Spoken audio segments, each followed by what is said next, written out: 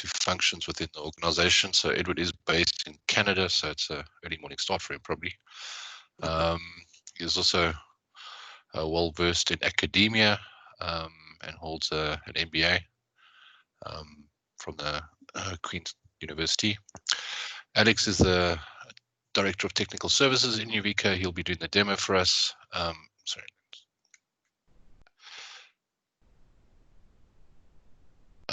Yeah, so he'll be doing the demo for us. Alex is obviously technical. He's had a lot of experience in IT, and obviously comes from an environment based on Citrix, which is kind of similar to what this product or previously offered, as well as Microsoft. And then lastly, we have Gary. So Gary's the IT infrastructure manager at Cape Gate. Also well experienced in his business, had many roles in different industries as well. Also experienced from a technical point in Microsoft. So that's who will be speaking. I haven't done anything for Gerard because most of you will know him, and he doesn't really have a bio, so he just makes it up as he goes along. So I didn't think it was necessary to actually, to say anything or put anything down for him. So lastly, I'd just like to thank you all for your time and introduce Gerard onto the stage. Thanks, Gerard. Thanks, Adrian. Just want to welcome everybody. Thanks for taking some time to spend with us this afternoon. We all probably in the same boat, having online meetings the whole day, so we appreciate the time that you set aside. I'm not going to take too much of your time. Just from a data sciences perspective, just going back to our mission as a South African organization. We're an engineering company, and that we strive to provide innovative next generation solutions in our customers' complex environments and data centers.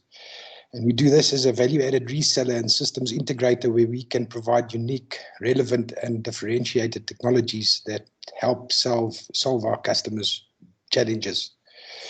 And our focus is specifically to bring in disruptive technologies and operational models, following industry trends on technologies and relevant sort of disruptive tech that comes to market.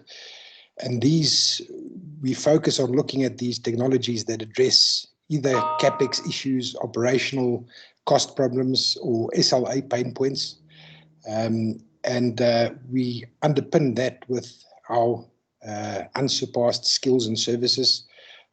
Everything that we sell, we support, get our engineers certified and trained, so that we can provide those key differentiators, working with our customers, consultative approach. We strive to be easy to do business with, and hopefully we've got some of the best industry skills to help support these environments. And I think that comes back to, the product that we just want to share with everybody today on Inuvika. We believe it's quite a disruptive product.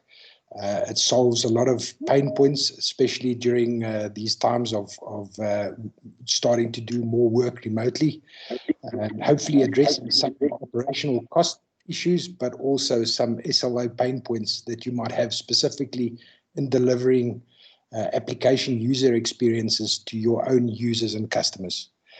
So that's all from my side. So I'll hand back so we can get straight into the technology. All right, thanks very much, Gerard. So without further ado, Edward, it's over to you. Okay. Well, thank you very much, and good afternoon to all of you. Just on behalf of my colleague Alec Perkins and the rest of the team at Inuvika, I would like to thank Data Sciences for inviting us today and for the opportunity to speak to you. These are very interesting times, as the proverb states, but before we get into that, let's give you a little bit of a quick overview on Inuvika if you're not familiar with us. We're a software company. We're headquartered in Toronto, Ontario, Canada, with development offices in Caen, France. We also we're basically represented around the world with over 144 points of presence across 74 partners, of which Data Sciences and also Pinnacle are partners in South Africa. And we currently are over 39, we're well over 40 countries by now. Inuvika basically delivers virtualized applications. We deliver apps and share desktops to any device. We essentially act as the cloud to bridging your applications. We act as the bridge into the cloud for your applications. And if there's one thing that I'd like to leave you with at the end of today's event, is that we make app virtualization easy. That's how we've architected our product. That is our general philosophy with the business, and we strive to make the user experience as pleasant and as easy as possible, both from an end user perspective as well as the IT department's perspective. So in the preamble, we were just talking about this. It's kind of worth pausing for a moment and remembering for almost 5 months ago what life was like. We were collaborating in person in offices. We were commuting by car or by train or by bus or whatever method you had for getting to the office. And then we went home at the end of the day and we, enjoyed our friends and our family. This was life almost 5 months ago. And then suddenly everybody had to work from home. As businesses and every organization, daycares, schools shut their doors due to the global pandemic, and those who were able to continue to work suddenly had to work from home or any other location other than the office. And remote productivity suddenly became a hot button topic, and it became a mandatory response requirement from a business continuity perspective. Now, while it took that global crisis to really spark a change in the way organizations and people had to work, in reality, the trend to work from home or work from anywhere began a while ago. So this was as much a human resources issue before the pandemic struck as much as it is now a strategic issue. And according to some interesting studies by Global Workplace Analytics, over the last 15 years, the number of people, the percentage of people who have who now work from home has grown by over 140%. And this represents the fastest, by more than 10 times, the fastest expansion from any other areas of the workforce. And in reality, that trend is going to continue. Again, this is pre-pandemic, and they were looking at this and they were saying, okay, well, what are the trends? And this will continue. Upwork estimates that approximately 73% of all departments will eventually have remote workers within the next 8 years or so. And there are even some departments that will go exclusively remote workers. And that depends on obviously your industry, and it depends on the type of environment you're in.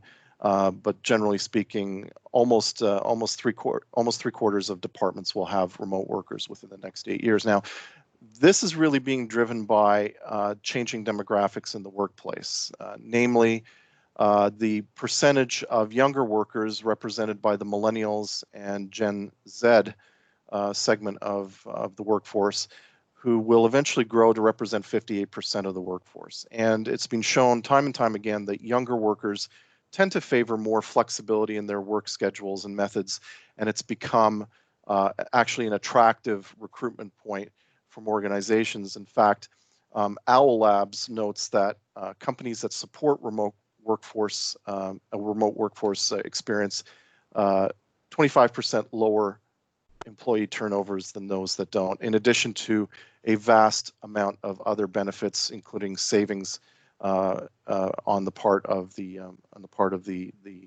business. But in reality, the topic on everybody's mind lately, certainly over the last 4 or 5 months, has been enabling work from anywhere from a business continuity point of view. And without a business continuity plan, the consequences for any organization could be very troublesome. According to the U.S. Department FEMA, up to 60% of businesses, small businesses in particular, are hit hard, never recover following some sort of major disruption to their business, whether it's a a naturally occurring devastation, for example, like hurricanes where there's physical destruction, or in this case, we have a national, global, health pandemic. Now, in that sense, the CIO and the CIO's office is in a very unique position to guide their teams and their companies through this crisis with a plan that really focuses on people as well as technology. And I think that's a very important aspect to keep in mind as we show you OVD Enterprise and how it works within a remote productivity point of view. Now, the concept of business continuity is a very, very big topic, and by no means will we be covering every aspect of it, and each organization has their own unique challenges to address. But as a basic starting point, a plan must include some ability to support a distributed and mobile workforce in the event of an emergency disruption. Now, pairing that with a blend of best-in-class technologies that minimize change on the part of the user involves a low barrier to adoption and provides maximum security in areas like data protection is, I think, a common theme that our customers tell us they need. So let's look very quickly at some of those considerations.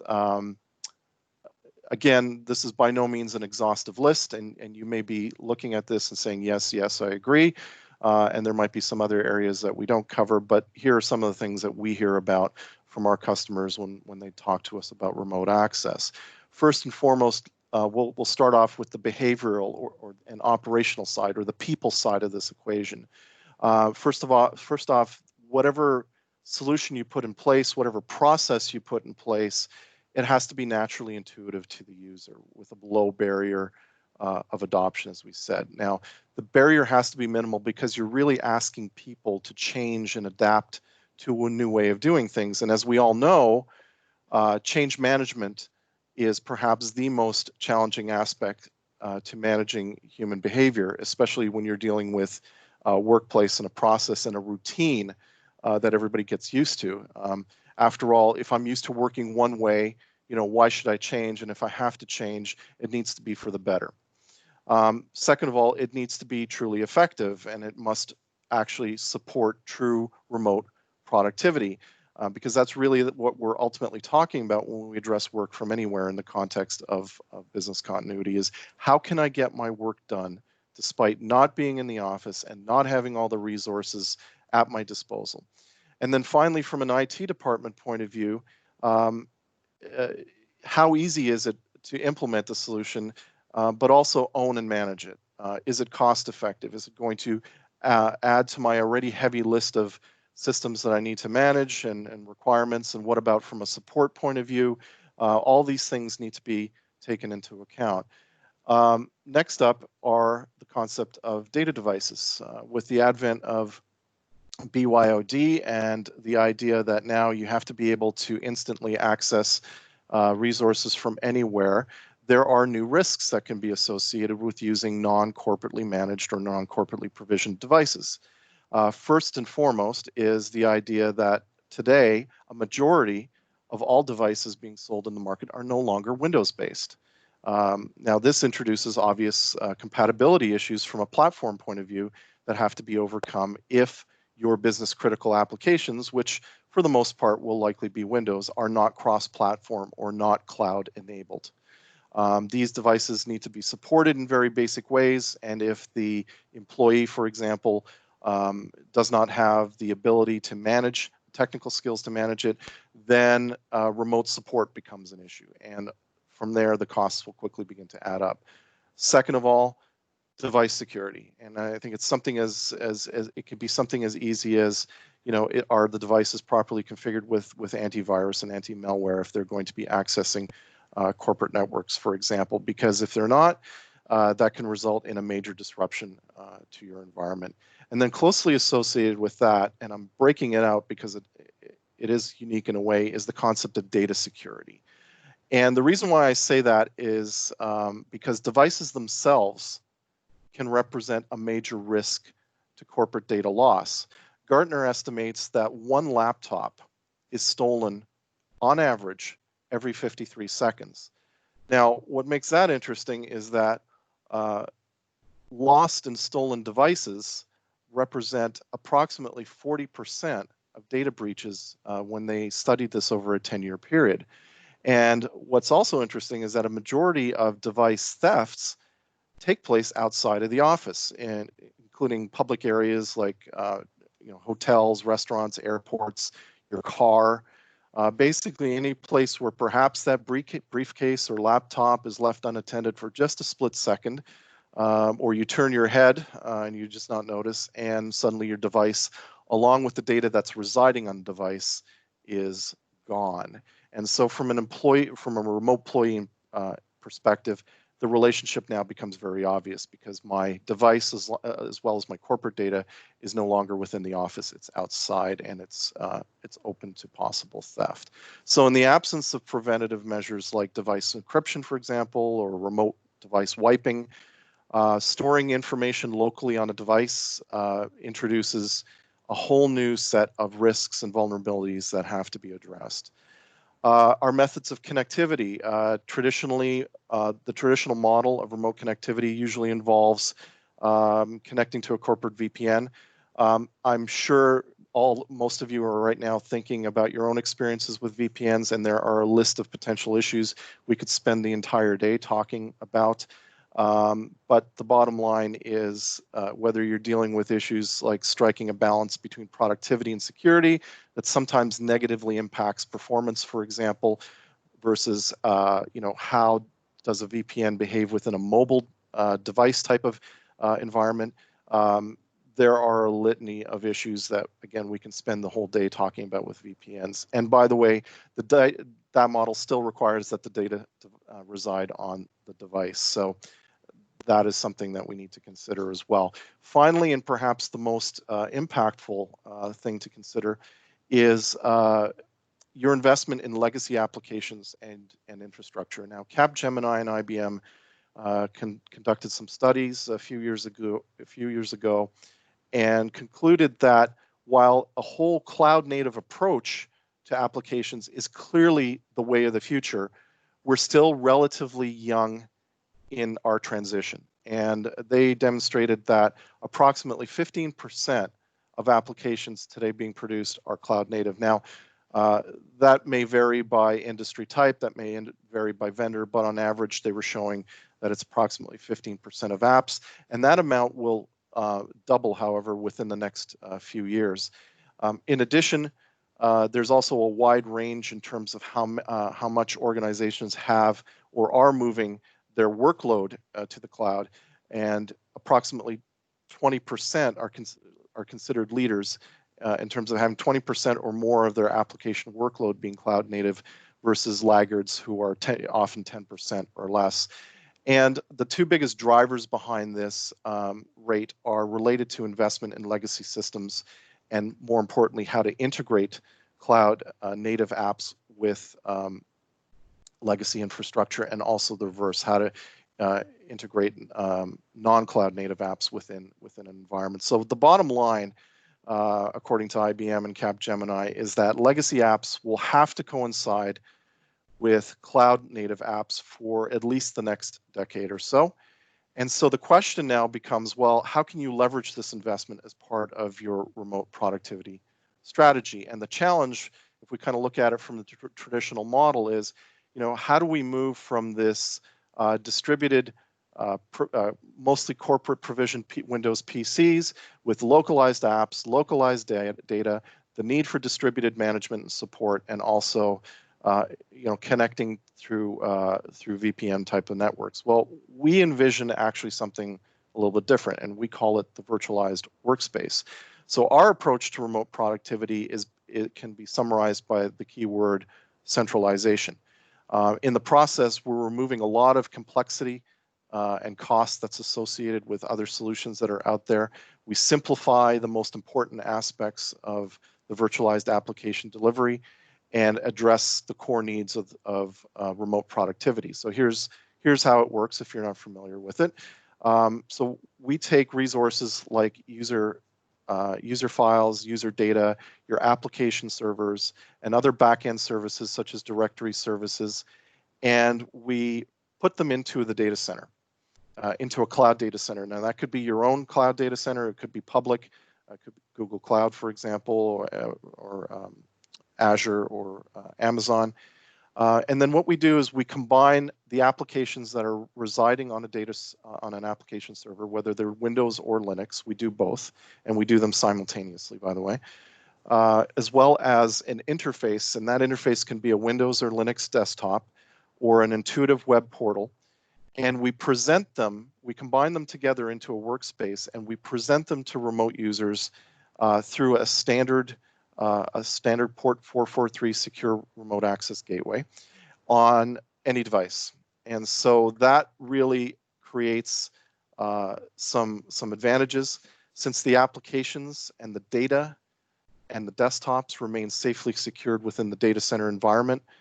They are essentially decoupled from the device, and therefore you can access your work on any device at any time. The only thing that you see are encrypted screen sessions, mouse and keyboard clicks. Basically, that's the only level of information that is transmitted to the device. It also translates into tremendous advantages for worker mobility. Centralizing the management of all of this can be done now in a very easy manner, which I'll talk about a little bit more in a second, and Alex will show you a little bit later. And also the fact that your data never leaves the environment, never gets placed on the device, has obvious security advantages. So if we think back to some of the checkboxes that we were talking about in terms of our considerations, the advantages become clear. First and foremost, we're delivering a familiar workspace that's easy to learn and easy to use, so the barrier to adoption is very low. All of your Windows apps, all of your other files and resources are delivered securely to you within one of actually 4 different workspace interfaces. And again, you'll see those in a minute, including a web browser experience. And since your applications behave much like they do on your existing desktop, there really isn't anything much more to learn other than entering your name and password and beginning a session. And most importantly, you don't have to deal with the hassles of connecting to a VPN. Second of all, OVD supports true remote productivity. All of your files, again, and your corporate assets are made available to you.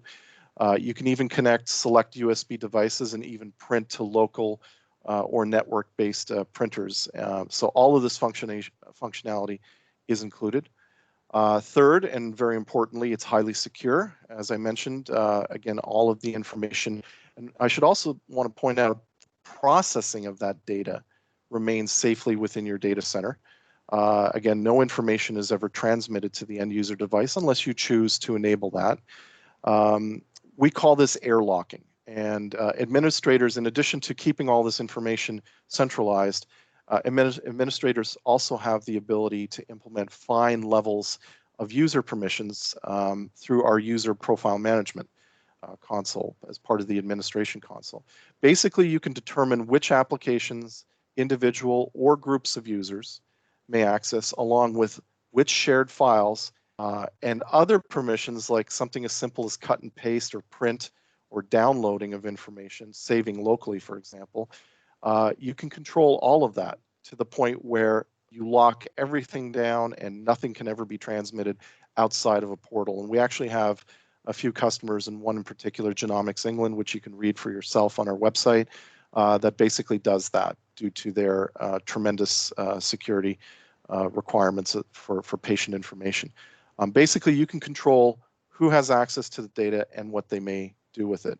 And finally, IT managers and the IT department, we have something for you as well. It's a solution that installs very quickly. It doesn't require massive in-house skills that you may see with other solutions out there in the market. And part of what makes it easy and quick to deploy is the ability to integrate with your existing data center environment. So all of this kind of comes together, plus on average, our solution costs half the price of Citrix or VMware that's out there. It's sold as a 100% OpEx-based subscription program. It's available in 1, 3, or 5-year terms, and there are no upfront perpetual licensing requirements that are there.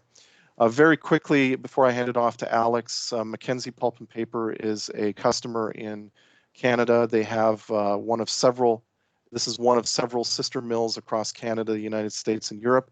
And basically, they came to us because they wanted to eliminate their VPN. They have a small number of senior managers that have to go in there on occasion to access several applications, but one application in particular called Parkview, which provides powerful real-time data visualization and decision-making capabilities for the operational managers. And when they run Parkview as a virtualized app in OVD, the application runs at full local network speeds, which is very important for this, and it removes the need for pushing large amounts of data through a pipeline. One IT manager told us a story about how he was having dinner at a friend's house one night, received an emergency phone call. It was very critical that he has to go in and address something. He was able to quickly jump on his friend's computer, log into the portal which they set up, and they were able to resolve the issue remotely without having to deal with, again, a corporate provision device.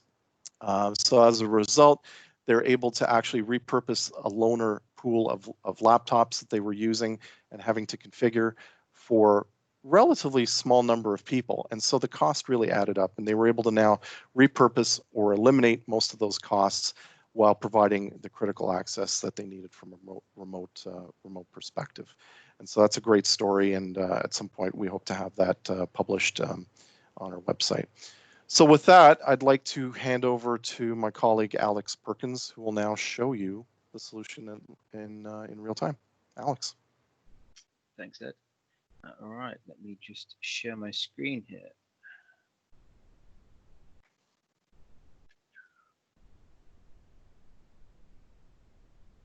Okay, hopefully everyone can see my screen.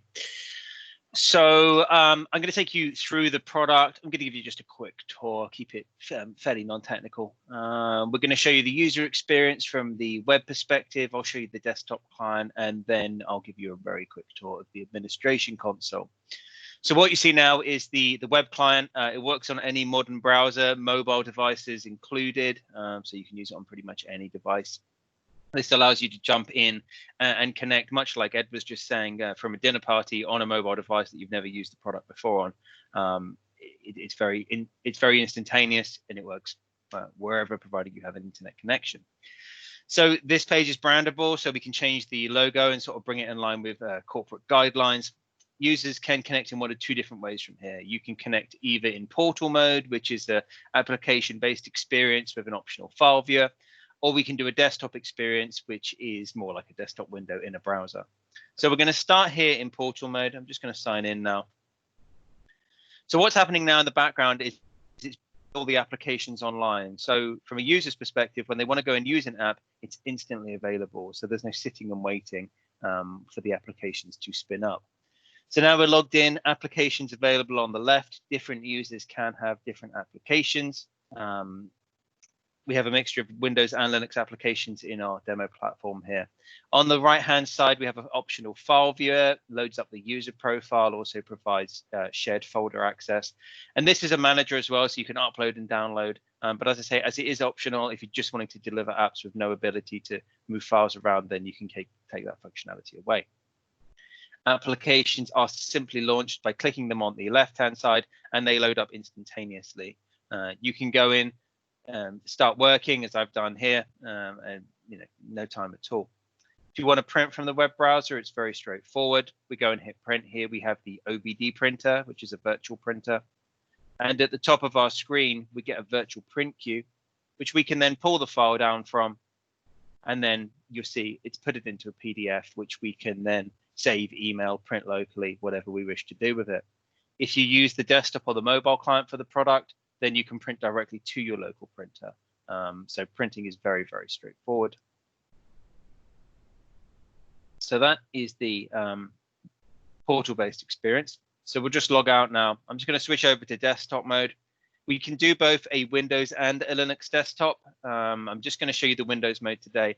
So the look and feel of this is very much like Windows 10. The back end is actually a Windows Server operating system. We support anything from 2012 R2 up to 2019.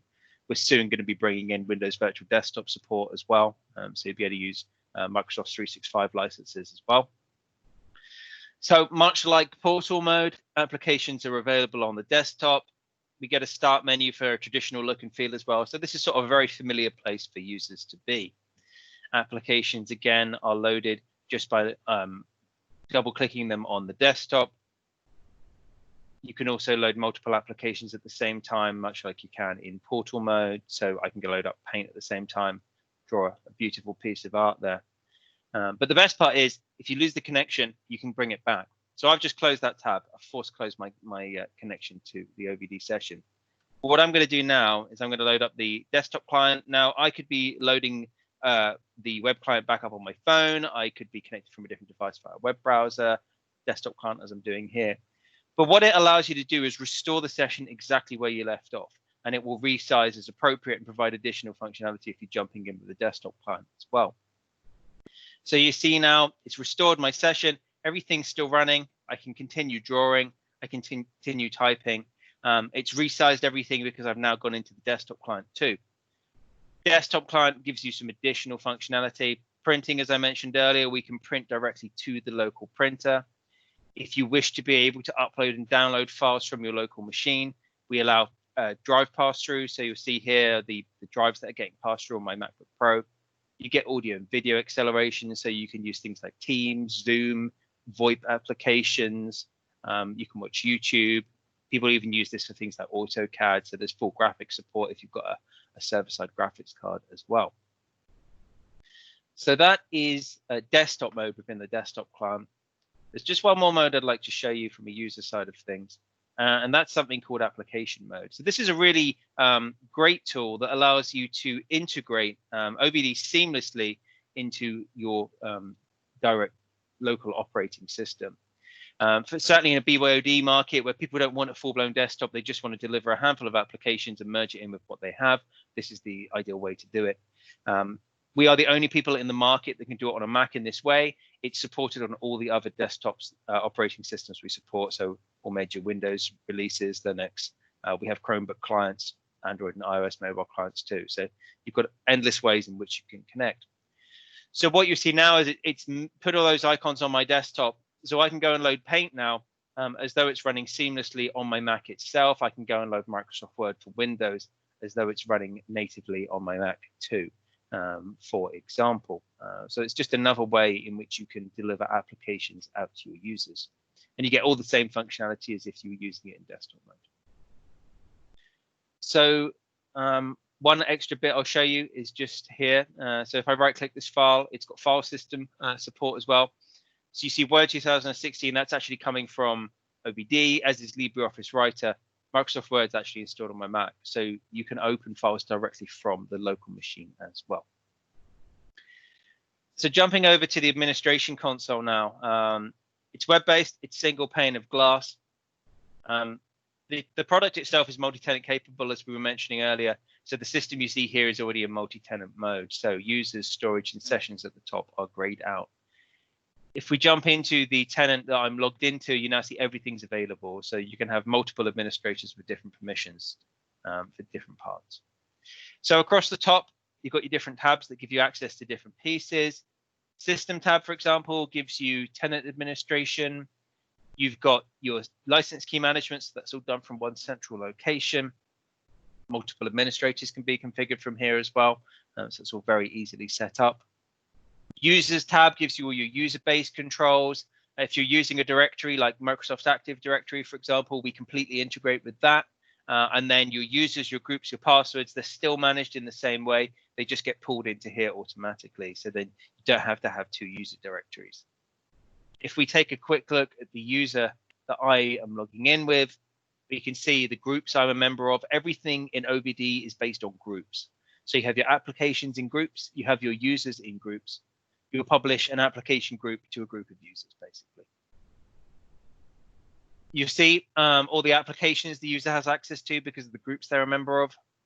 At the bottom, you have the ability to override any of the global settings. So we could come in and disable copy, paste, and printing for all users, but you can come back in on a user or a group basis and re-enable that functionality. So you can be really granular with security and functionality right down to the user level. So moving on, groups, just going to briefly show you this admin view only group here. This has got special permissions set in it whereby they can access this administration console, but they only have view access to all the different tabs. We haven't given them any management permissions. So they can only view the administration console. They can't change any settings. As I was saying, domain integration, we support AD and LDAP if you want to integrate an external directory in. There's full support for external providers too, so anything that's SAML 2 compliant, like Duo, Okta, WatchGuard, that all works. We're also bringing a new two-factor authentication stack in September this year, which will have a native Inuvika authenticator, so you get a one-time PIN. So that's pretty cool. We've got a messaging function that allows you to pop messages out to your users, so you can send a customized message and track the responses. So like here, for example, we've got a privacy terms, and you can then see who's agreed, who hasn't agreed, and who hasn't responded. And that's a really great way to communicate information out to your users. We're also bringing in a pre-login message functionality again in the September release. So you'll be able to pop messages up before users have even logged into the system. Servers tab gives you all your server-based controls, everything from changing the roles and seeing the applications that are installed on servers, looking at resource management. You've also got in here your load balancing settings for how users are distributed between available application servers, so the system can automatically determine the best performance to make sure that your users end up across your estate of servers in the best possible way. Applications tab gives you all your application management. Apps are installed on your application servers in a standard manner. There's no packaging or anything special. There's an agent that sits on those servers that pushes those applications into this main list. And then you can go in, you can add them to groups and publish them out to your users. So we take a look at Access, for example. We can see it's a member of the Office 2016 application group. We can see the server it's being served from. If you want to change the icon for branding, you can. And we can do something called a static application too, which I'll come back to in a moment. If we hop through to the application group, you can see all the other Office apps that we've added in to make up the Office suite. And then at the bottom, all the user groups that get access to these applications. So it's really straightforward the way the publishing works. Static applications are really cool. It allows you to effectively clone an application from the main list, like I showed just now, or you can have a completely custom application, but deliver it out to users in a standard manner. So if we take here a look on my desktop, this English demo platform guide with the Inuvika logo, what it's actually doing is it's loading up Google Chrome in what's called kiosk mode, so it strips away all the application functionality and just takes it off to a URL that we've predefined. And that is achieved by a static application. So we've taken Google Chrome from the main list and then added this custom command on the end, which takes it off to that URL. So it's nice and straightforward. There is also software license management built in if you need to track usage and allocation of any piece of software being delivered by the platform. It's more of a reporting feature than anything else. Storage tab gives you all your storage management. So the system automatically manages user profiles for you. You can have shared folders provided by the system too. And you've also got the ability to link up external storage. So if you've got existing Windows, Linux, or web-based file servers that you want to bring into the user session, you can add them in here and just publish them out to your users.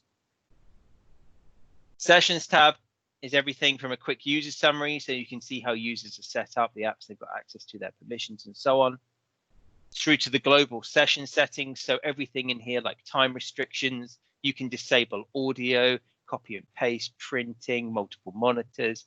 There's so many different settings you can tweak and change in here. But remember, you can override it on the user or the group basis. So you've got complete flexibility. And there's also support for login scripts as well for anyone that needs it. Status tab gives you session management. We're all bringing in shadowing in the September release as well, so you'll be able to remotely assist users from here. But from here, at the moment, you can log off or disconnect a user. So if I hit log off, what you'll see in the background here is all the icons have disappeared and my session has been ended. So nothing is stored on the device whatsoever. So you've got complete peace of mind that if a laptop was to get stolen, for example, or damaged, there's no way that your corporate data could be compromised because everything is stored within OVD in a self-contained remote session. You've got reporting that allows you to see metrics over time, centralized log management that allows you to see all the logs for all the different servers that make up your environment. Every change made in the administration console is also recorded in here. So you can come in, you can see who's had access to what they've changed, what was it changed from, what it became. Really detailed session history reporting. So you can jump in, you can see a point in time snapshot of all the servers they used, all the logs that are specific to that user, the applications they had access to, any applications they used, the server they came from, and so on. You've then got a number of application licensing reports and usage. And then you've got some messaging reports that allow you to see the responses to messages. But that is the quick overview of the product. The product is really simple, but it's really powerful. To give you an idea of how easy it is for us to set up, we can bring on an environment in under 11 minutes. That is so far the record today. It really is that straightforward compared to like days and hours that our other competitors in the market may bring you. And just to give you something to take away from this, another little case study that we did was the Namibia University of Science and Technology, and we went in and we took out VMware Horizon and replaced it with OVD. They got rid of all of their existing end computing thin clients. They replaced them with a Raspberry Pi based thin client called ClearCube. And they moved everyone from sort of a traditional one-to-one VDI model into an OVD based environment. It's actually allowed them to make such a big cost saving. They've been able to redeploy staff to different areas. And since the COVID epidemic, they've actually centralized on remote access too. So now they're doing remote learning from home to allow students access into the environments in a way that they've never been able to do before, because they've always been sort of physical tie downs between thin clients and lab computing, whereas now it's BYOD and learning can be performed from anywhere. But that's just a little takeaway for you there. So yeah, back to you, Adrian. Thanks very much, Alex and Edward. The next person on is Gary Williams. He's one of our customers and he looks after CapeGate. Thanks very much, Gary.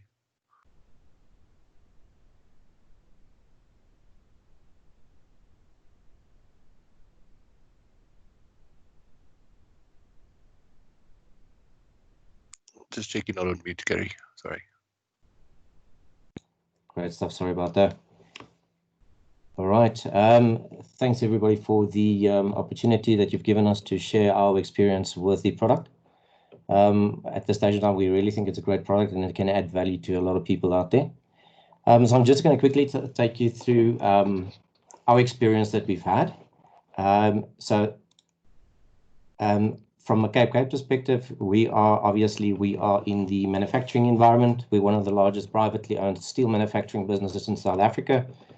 Established actually, our Van der Bijlpark branch being established in 1962. Our Parow branch was established quite earlier than that. We've been around the block a couple of times. So we basically manufacture from scrap metal right to the end product. Initially started off in Parow with just manufacturing gates and diamond mesh and wire. But then we obviously came through to Van der Bijlpark, where we now actually manufacture from reinforced bars, wire rod, mild steel bars, angle iron flat bars, square bars, and a variety of wiring products. A lot of those obviously supply to the agricultural business. So we've got the offices around the country, as you've already heard, that we have parts of our business in Parow, and then obviously there's a couple of other businesses, including one in Botswana. Locally in Van der Bijlpark, we're running at about approximately 1,000 users, with about 400 IT infrastructure users. So from my point of view, I'm the IT infrastructure manager, as you've heard. So my roles and responsibilities obviously there to make sure that we optimize our financials, and that we put solutions in place that is user fit with the legacy systems that we run. Just to take you through a couple of the challenges, or our challenges that we started off with is, as you can see, and as Alex mentioned, with the University of Namibia, we also had to reduce our actual PC footprint. And we managed to do that also with the ClearCube solutions, which allowed us to also look at a faster end user break fix approach. And then obviously from a budget constraint point of view, there was obviously a budget constraint regarding that. Retirement of Microsoft products, as you know, within the manufacturing environment, you don't necessarily, or the manufacturing processes and applications do not evolve as quick as what Microsoft would evolve. So it became a bit of a challenge for us to make sure that we've got the latest version of the software running everywhere. And then, as Edward also mentioned earlier today, is that the end user, they want a natural, intuitive experience and almost a known interface that they can work with. And, so that will challenge you to have to educate users if you don't have that. And then our environment, obviously, we do have a lot of legacy systems, which we also had to make sure that it actually integrates within the suite. So that was basically, if I can quickly just summarize that, our challenges prior to COVID-19. But no, with COVID-19 coming along, we immediately had to get our workforce offsite, especially the people that's of age. So even though Edward mentioned that, that it's the millennials and the Z generation that you actually need to look after, we actually now have to look after the older generation, which is not so acceptable or susceptible to a change of doing things. But I must say, with Inuvika, it actually just made it quite easy to accomplish that. Right, so those were definitely a couple of our challenges that we had. Solutions that we then had to look at to make up our minds as to which way we're going to go. Obviously, we had to look at the Horizon View, the Systrix and Inuvika solution. Inuvika just made sense for us right from the word go, from a financial perspective.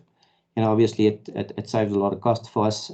We had the opportunity to have the free evaluation edition that we can actually trial and test the applications, which, believe you me, we've actually done quite a bit and extensive testing within that specific environment. And then obviously, as Alex also mentioned, is that you can pretty much install the application on any device out there. So you've got the client and you've got the web interface. So you can install it on your Android and iOS and Windows interfaces, which is actually quite good. And the seamless integration and the switching between the two devices or multiple devices, actually, that's also quite an experience that we've had. And the crucial point there was the support of the legacy systems that we're currently running. Now, coming out of a manufacturing environment, we've got the old IBM I software running, which obviously needed quite a bit of integration and from a keyboard point of view, and there's a lot of files that you actually had to load and to get to work to make this legacy system work. And simplified installation, reduced licensing costs. A lot of these are basically just a repeat of what you've heard already in the discussions a bit earlier. And then, as you can see, published in January 2018, they already projected that the remote workforce will increase. But if you look at the latest statistics from Gartner, as of around about the 3rd of April, you'll find that about 74% of your users at this stage in time has to work offsite. So it's not a question of whether they actually want to work offsite no more. It's a question that they have to work offsite, especially for people that's of the older generation, to make sure that they are protected. So looking at the results that we've obtained at the end of the day, I can confirm that we've really reduced our PC footprint by making use of the ClearCube solution, same as what Namibia University has actually made use of. The Microsoft products, if you look at the Microsoft products that you have, is essentially you need to upgrade on one single location at this stage in time, and everybody's is secure, and you need to do the Microsoft patching on one specific place instead of having to go out there and do that to multiple users, and or ask the user, please reboot your session because we need to deploy all the patches that was deployed but hasn't been installed on your machine, so please do the following. And then it was as mentioned there was a really no challenge for the users, even the users that work remotely with COVID-19. We gave them access to the web interface, and it pretty much just they took to it as a glove to a hand, and they continued working. We allowed them to print remotely, so they can print at home instead of having to print in the office, but you can also allow them still to print in the office even though they are working remotely. If we have a look at the new frontiers that we're looking at, it's actually quite something that we've been looking at for years, is to allow our remote force or our remote salespeople out there to physically have access to the system and to actually know what kind of stock levels we have within the system. Now, prior to this, you always, the sales guy had to drive back to the office, get the stock levels. Then the stock levels weren't what they were the previous morning, and then it's a whole mess, and the end user cannot be serviced properly in that manner. Now it's a question of logging onto your iPad, logging onto the system. Is there stock? Yes, book out the stock, and there you go. So from a service to our end client perspective, that really worked for us. And they can do that from anywhere. You can pretty much meet your client, and from your client's premises, wherever you are, you can actually do that. So that was quite good. The support that we received from Inuvika and data sciences, it's really something we cannot complain about. We actually threw quite a lot of challenges their way.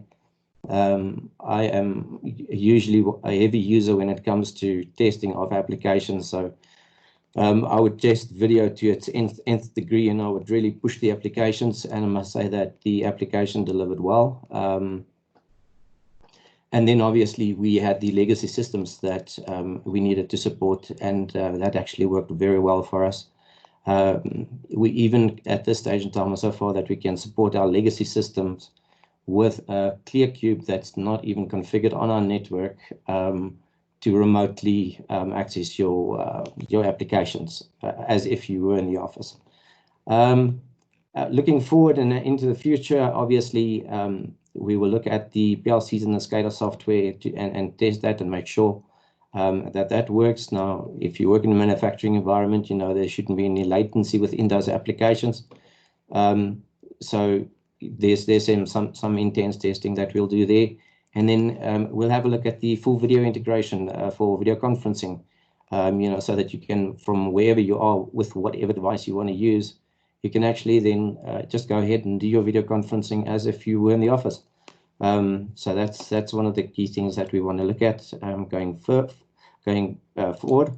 And then just a bit of a saying, and that is, if you haven't found it yet, keep on looking. And that was said by Steve Jobs. And thank you for your time, and thanks for listening. Appreciate that. Thanks very much, Gary. Very interesting how you've transformed the business from basically being all on site to effectively a remote manufacturing organization, which is very interesting.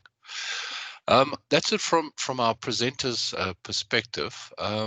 If there's any questions, I guess the best way to handle this is if you put up your little hand, and then I'll try and go down the list and open you up.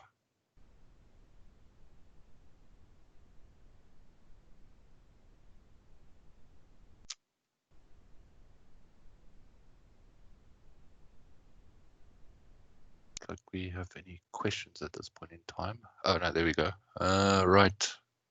Dezen?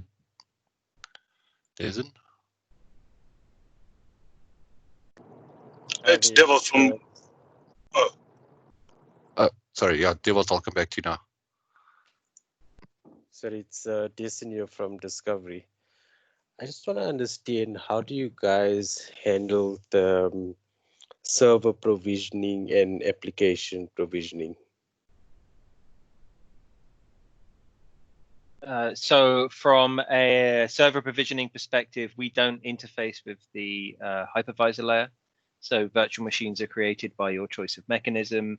If you're cloning multiple application servers, that's again done by the hypervisor technology rather than anything we provide. Although we do provide a degree of automation to help you automatically publish new application servers if you've cloned them. From an application standpoint, there's no packaging involved, so applications are just installed in the normal manner on your application servers. If you want to centrally manage this, you'd need to use something like SCCM or something along those lines to control the packaging. Okay, all right, cool. Right, next one is Gerrit Erasmus. Just unmute yourself. Hi guys. Yeah, two quick questions.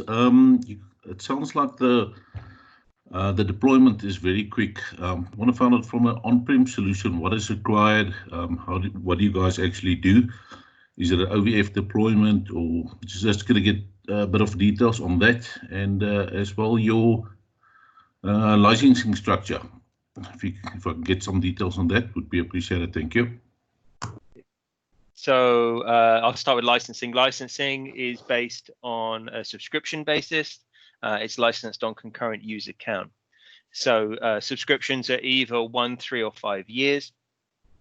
Users are concurrent, as I said. The more users you buy, the cheaper it gets ultimately. You have the option to take either just level 3 support, or you can take level 2 and 3 support as part of the user subscription. All the features are included as standard, so there's no additional licensing tiers to get additional features. And throughout the life cycle of your subscription, you get all the updates. So new features we add all included in everything. From a infrastructure requirement perspective, we can generate a design for any number of users. Once we understand the sort of the applications that they're using, we can help you size an environment appropriately. OBD itself sits on a number of virtual machines that would sit in your choice of either on-prem, off-prem, or cloud-based environment. So we can support all the major cloud vendors. We have an automated installer that goes through after the basic virtual machine operating system has been installed, that will go and install all the OBD components. We don't provide OVA or OVF files, as the automated installer gives us a lot more flexibility in what we can and cannot configure.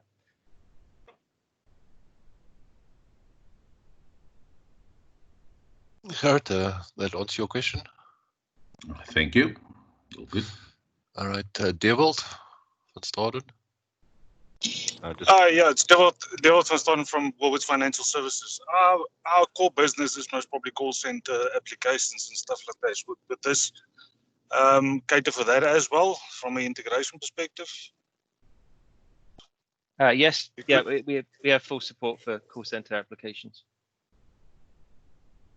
Okay, thank you.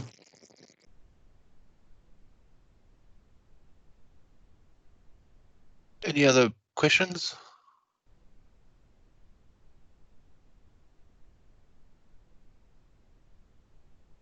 Yeah, it's a tough crowd here, Edward.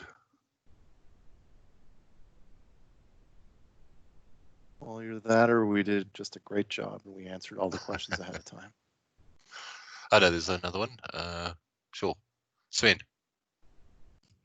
Yeah, you running the applications on Windows servers. Do you need terminal server licenses for that or not? Yes, you will need terminal server cows for each concurrent user.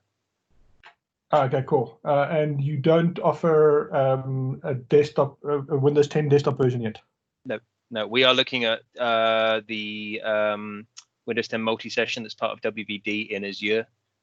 We're in early stages of development, but that should be coming.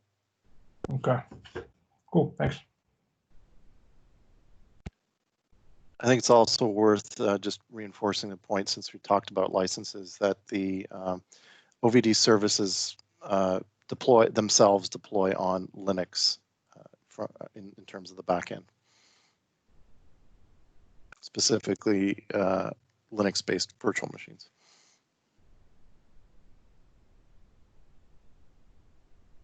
Right. Any more questions from anyone?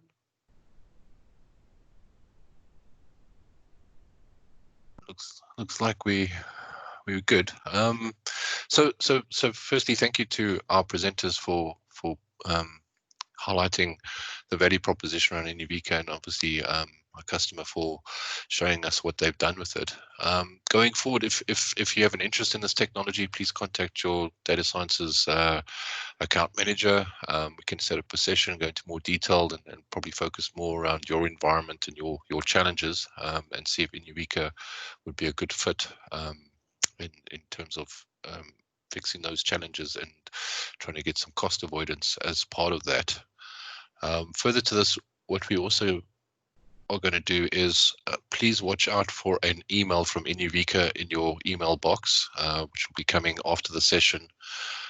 Basically, what that will allow you to do is log on to the demo platform and play around with the technology, and get a look and feel for how it works, and see if it, see if it would fix something that is not working in your organization. So please spend some time if you can. I know everybody's really busy with meetings all day long, but if you can, play around with it, log in, have a look, see, get a feel for it, see if it would fit your requirements as a business for bring your own device or work from anywhere on anything. That would be great.